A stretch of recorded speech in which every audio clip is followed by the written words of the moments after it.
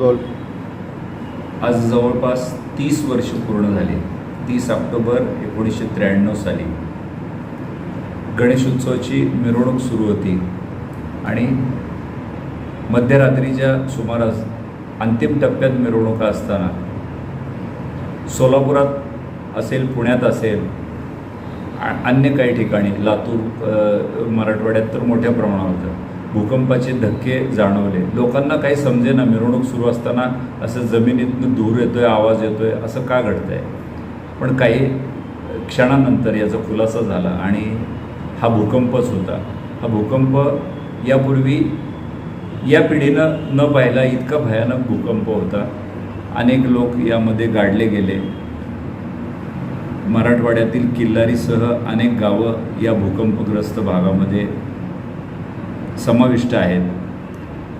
शरद पवार त्यावेळेला राज्याचं नेतृत्व करत होते, मुख्यमंत्री होते आणि ते सोलापुरात आले आणि भूकंपाची मराठवाड्यातली संपूर्ण यंत्रणा ही सोलापुरातून त्या काळी राबवली गेली.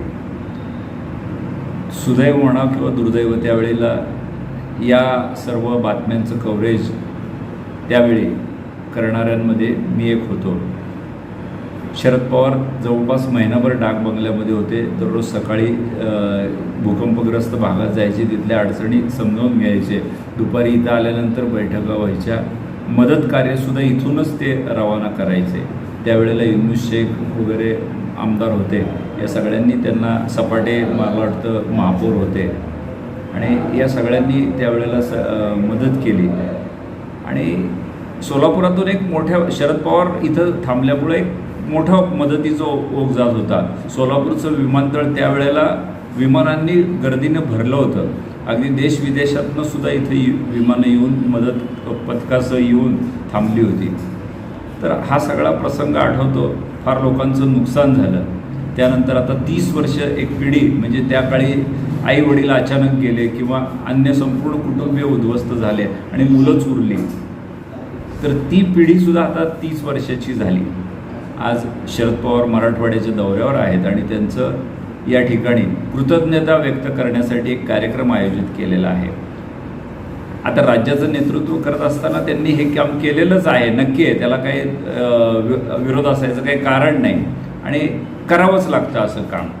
परंतु ज्या तळमळीने शरद पवारांनी इथं बसून काम केलं आणि महाराष्ट्रावरती किंवा अशा संकटग्रस्त भागामध्ये एखादा व्यक्ती जर मनात आणलं तर त्याच्यावर मात करण्यासाठी काय करू शकतो आणि किती तत्परतेने निर्णय घेऊ शकतो हे पवारांनी त्या काळात दाखवलं.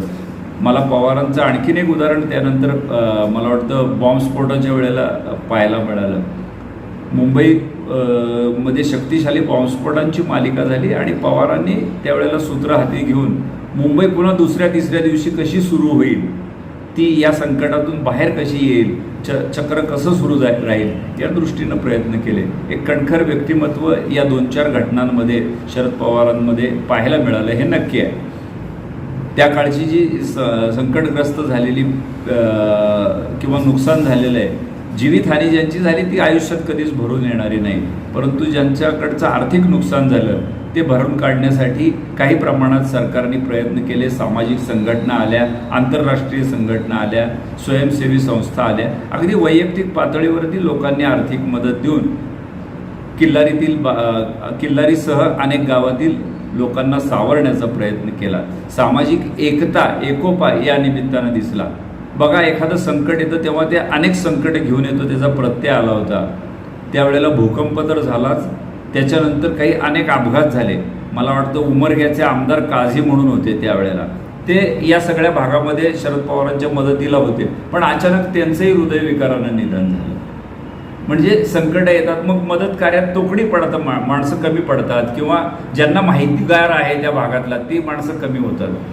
तर अशा पद्धतीनं तिथं जर मदत पोचवण्यासाठी सर्वांनी प्रयत्न केले, लोक उभारले.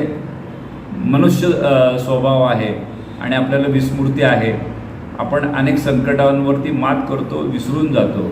परंतु हे आलेलं संकट अजून अनंत काळ लोकांच्या लक्षात राहील. फार मोठी जीवित आणि वित्तीय हानी या काळात झाली तरी असो, लोक आता सावरत आहेत, नव्या उमेदीनं कामाला लागलेले आहेत. नैसर्गिक आपत्ती आहे, याला आपण कोणीच काही करू शकत नाही. केवळ खबरदारी घेणं हे एकच आपल्या हातात असतं कोणत्याही नैसर्गिक संकटात. यापुढच्या काळामध्ये अशा पूर्वी घडलेल्या वाईट घटनांपासून आपण बोध घेऊया आणि संकटाला सामोरं राहण्याचा संकल्प करूया. धन्यवाद.